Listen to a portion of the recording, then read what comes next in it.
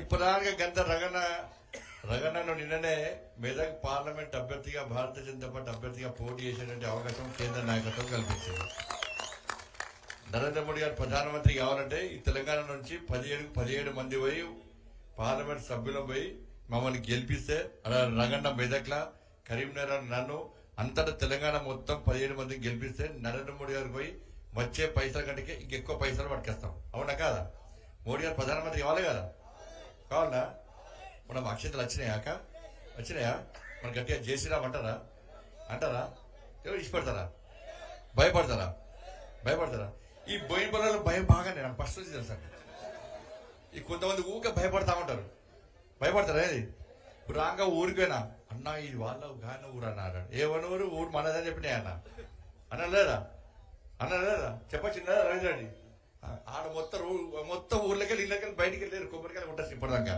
ఇక్కడ వైకుంఠ రథం వచ్చిందా? నీలోది పనులు వచ్చి వైకుంఠ రథం ఇచ్చినాం. లైట్లు ఓపెన్ చేసిన. ఇప్పుడు కొన్ని భవనాలు కొబ్బరికాయలు కొట్టేస్తున్నా. ఎక్కడికైనా అది ఎక్కువ ఉపయోగపడదు. అందరూ నిండు నూరేళ్ళు ఆరోగ్యాలతో ఉండాలి. ఎప్పుడన్నా ఎవరన్నా మరణిస్తే మోసుకుపోయే కష్టమవుతుంది కాబట్టి రథం ఇచ్చిన వాడు మోడీ గారు. నేను మోడీ గారు ఇచ్చారు. బట్ చేసి అక్షింతలు వచ్చినాయి కదా, మరి గట్టి అనాలక చూద్దాం. మీరు దమ్మే వదిలిపెట్టాలి. అయోధ్య రాముడికి రావడాలి.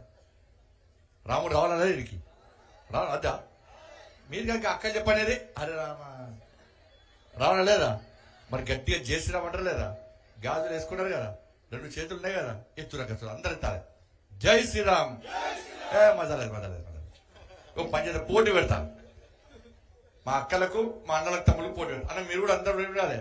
మీ చెట్టు కింద రాముడు భక్తులే కానీ గాడా రెడీ కదా అన్న? మీరు రెడీ కానీ అక్క మీరు రెడీ కదా? ఇప్పుడు ఫస్ట్ మా అక్కలు అంటారు. మా బంగ్లా మీద అక్కలు గట్టి బిల్లగా మీరు చేతులు కింద పడి దూరం గట్టి అంటారు కదా. మీరు ఎవ్వరు అనకూడదు. మా అక్కలు అంటారు. వాళ్ళ అన్నక్క మీకు వాళ్ళకి పోటీ అంటారు కదా. జరి గట్టిగా రిజ్ అవుతుంది. మేము ఎలా గట్టిగా జై శ్రీరామ్. గట్టిగా రాలే. మన మీకైనా వాళ్ళు గట్టిగా నాకు చదువుతుంది. నేను మీ ఊరు చెప్తున్నా గొప్పగా. జై శ్రీరామ్. గట్టి అంటారు అక్క. జై శ్రీరామ్. మస్తారా. ఇప్పుడు మీరు అనురే. ఇప్పుడు మీరు అనంతే. మీకు వేరే వీళ్ళకి వేరే చూద్దాం. ఇప్పుడు మీరు అన్నారు అన్న ఇక్కడ వాళ్ళు జై శ్రీరామ్. తోపులు మీరు అనురే జై శ్రీరామ్ అన్న. మీరు అనురే మాకు ఇక్కడ బంగారు అక్కకి రావడం మీరంటే జై శ్రీరామ్. ఇద్దరే అంటారు కదా. అదమ్మా రాముడు వారసులే కదా. చలో జై శ్రీరామ్. చలో అందరు అనాలి జై శ్రీరామ్. అక్షింతలు వచ్చినాయి. మోడీ గారు గుడి కట్టే అక్షింతలు వంచే ఫోటోలు వచ్చినాయి. ఫోటోలు వచ్చినాయి కదా. మరి గుడి కట్టిన మోడీ గారికి ఓటు వెళ్ళలేదా? మోడీ గారు నేను కట్టినాక అక్కడక్కడ వాళ్ళు అంటారు మోడీ గారి గుడి కట్టి. మోడీ గారి గుడి ఏం కట్టలే. మోడీ గారు కట్టించారు. ఎవరితోని? మనందరూ పైసలు ఇచ్చినాం. మోడీ గారు కట్టడం పెద్ద ముచ్చట. గుడి కట్టడు కట్టరాదా? కానీ ఎందుకు కట్టలే? ఈ దేశంలో ఉన్న మనందరం కూడా బోయిన పొల్లోలు కూడా అరే ఈ గుడి నాది, నేనే పైసలు ఇచ్చినా అని నా గుడి అని చెప్పుకోవడానికి అవకాశం ఇవ్వడానికి మోడీ గారు అందరి భాగస్వామ్యం గుడి కట్టించాడు. ఎప్పుడని అనుకున్నారా అక్క మీరు గుడి కడతాం చూస్తామని చెప్పి అనుకున్నారా? మీరు ఊకే చెప్పుకుంటారు కదా అయోధ్యలో రాముడు పుట్టినట, రాముడి గుడి ఉందట అనుకున్నారు. అనుకోలేదా? ఇప్పుడు ఏం చెప్పుకుంటారు? మీరు చెప్పుకుంటారు, మీ పిల్లలు చెప్పుకుంటారు, మీ మనవలు మీ మనవరాలు అందరూ ఇంత పెద్ద చెప్పుతారు కదా. 100 ఏళ్ళు 80 ఏళ్ళు మా కాలంలోకి జరిగింది అని చెప్పుకుంటారు ఒకప్పుడు. అవునా కదా? ఇప్పుడు మనమేం చెప్పుకుంటాం? రే మా మోడీ కాలంలో మా రాముడి గుడి కట్టిరు, రాముడి ప్రాణ ప్రతిష్ఠ కార్యక్రమంలో కళ్ళారా చూస్తామని చెప్పి చెప్పుకోవచ్చా లేదా? అంత అవకాశం ఇచ్చినా లేదా? మోడీ మంచోడే కదా, ఓటు వేసుడే కదా. ఎందుకు వేయాలి చెప్పురా? ఇంతకుముందు అని అడిగినా మోడీ గారికి గుడి అయిపోయింది. ఇంకెందుకు ఓటేయాలి మోడీ గారికి? రేషన్ బియ్యం ఇస్తుడా? బియ్యం ఎవరిస్తురాక? ఎవరిస్తారు? మరి మోడీ గారు ఇస్తారు. ఓటు కాంగ్రెస్ వాళ్ళకి చెప్తారు మోడీ గారు ఇస్తారు అంటారు. మళ్ళీ మన ఓటు అటేసిర్రు. ఎందుకు వేసిర్రు మరి ఓటు? అవునా కదా? మరి వ్యాక్సిన్ ఇచ్చిందా మీకు? వ్యాక్సిన్ ఇంజక్షన్లు మన కరోనా మంది ఇచ్చిందా? ఒక్కటి ఎంత తెలుసా? ఒకటి 5,000 రూపాయలు 10,000 రూపాయలు ఉంటుంది. మీరు పైసలు కట్టిర్రా? ఏమన్నా పైసలు కట్టిర్రా? 5,000 రూపాయలు 10,000 రూపాయలు మీరు వేసుకుందరా? బోహిన్ పల్లాకి ఇట్లా మీటింగ్ పెట్టుకుందావా? ఎలా పెట్టుకుందావా? మరి ఎవరు ఇచ్చారు వ్యాక్సిన్? అది మోడీ. ఓటు కాంగ్రెస్ వాళ్ళకి పోయింది. చెప్పేదంతా మోడీ అని చెప్తారు. మరి ఓటు మాత్రం రాక ఆటేస్తారు మొన్న. అవునా కదా? ఏళ్ళకి ఎందుకంటే మీ పిల్లల కోసం మేము కొట్లాడుతుంది. అవునా కదా? మీ పిల్లల ఉద్యోగాల కోసం మేము కొట్లాడి జైలుకు పోతేమి. మమ్మల్ని కేసులే. కాంగ్రెస్ వాళ్ళు కొట్లాడారు ఎప్పుడైనా? కొట్లాడి మీకు కనబడ్డారా? మరి మేము కొట్లాడితే తీసుకపోయి ఓటు వాళ్ళకి ఎత్తిరి. మీకు రుణమాఫీ కోసం మేము కొట్లాడితే మమ్మల్ని కేసు అయితే ఓటు తీసుకపోయి వాళ్ళకి ఎత్తిరి. ఎస్సీ ఎస్టీ బీసీ అగ్రవర్ణంలో పేదల కోసం మేము కొట్లాడితే జైలు పోతే తీసుకపోయి ఓట్లు వాళ్ళకి ఎత్తిరి. ఆ ఉద్యోగులు ఉపాధ్యాయుల కోసం మేము కొట్లాడితే తీసుకపోయి ఓట్లు కాంగ్రెస్ వాళ్ళు కట్టి వేస్తుంది. అవునా కదా? మా మీద 100 కేసులున్నాయి. ఇలా రగడ మీద నాకు తెలిసి 50 దాకా కేసులున్నాయి. నా మీద 100 కేసులున్నాయి. ఈ మహేష్ అన్న మీద, రవీంద్ర అనందరి మీద, ఇక్కడ బోయినపల్లి మా కార్యకర్తల మీద ఇక రాచరిక రాజ్యమే బోయినపల్లిలా. కేసీఆర్ కుటుంబ సభ్యులు వస్తే మా వాళ్ళని తీసుకుపోయి లోపడేసుడే. అన్ని కేసులే. ఎన్ని కేసులు పెట్టినా భయపడ్డావాక? కొట్లాడవలేదా? టీవీలో చూస్తురు కదా. మీరు నన్ను గెలిపించాక 150 రోజుల వరకు యాత్ర చేస్తాను తెలంగాణ రాష్ట్రంలో. ఎండాకాలం, వర్షాకాలం, చలికాలం అంతా యాత్ర చేసి కష్టాలు తెచ్చుకున్నాం, జైలుకి పోయినాం. మరి కొట్లాడింది మేమక్క. అవునా కదా? మరి మేము కొట్లాడితే ఇలా మా భార్య పిల్లల్ని అందరు ఇష్టపడి మీకోసం తిరిగినాం లేదా?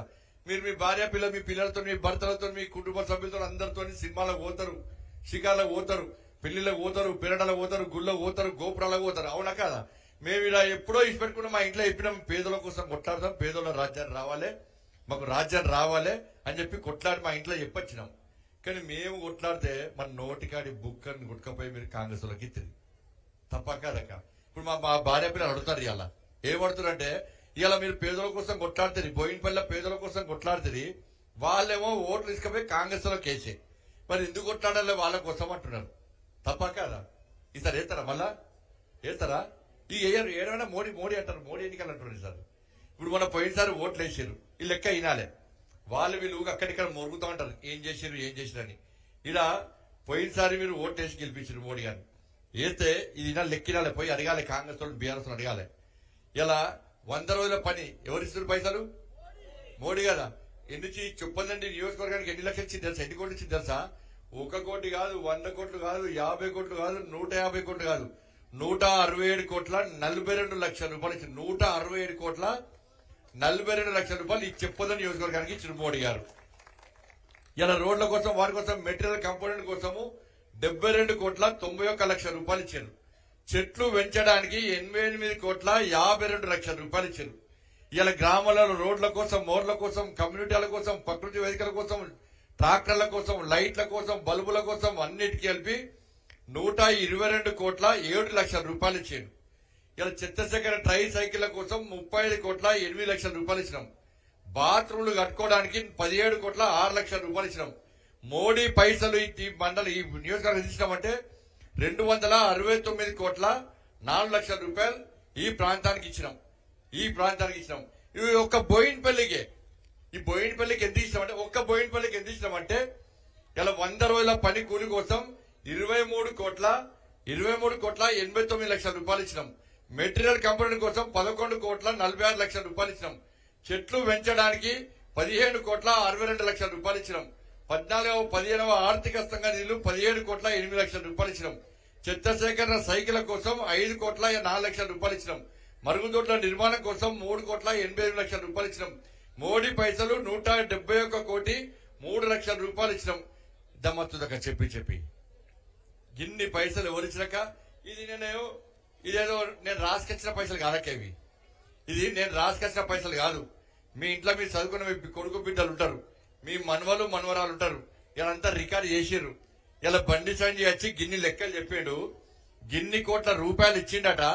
మరి పైసలు ఏడవైనాయి? మోడీ గారు ఇచ్చిన పైసలు ఏడవైనాయి? ఎవరు దొబ్బిపోయారు? ఎందుకు మాకు ఇయ్యాలని చెప్పి మీరు అడగాల లేదా?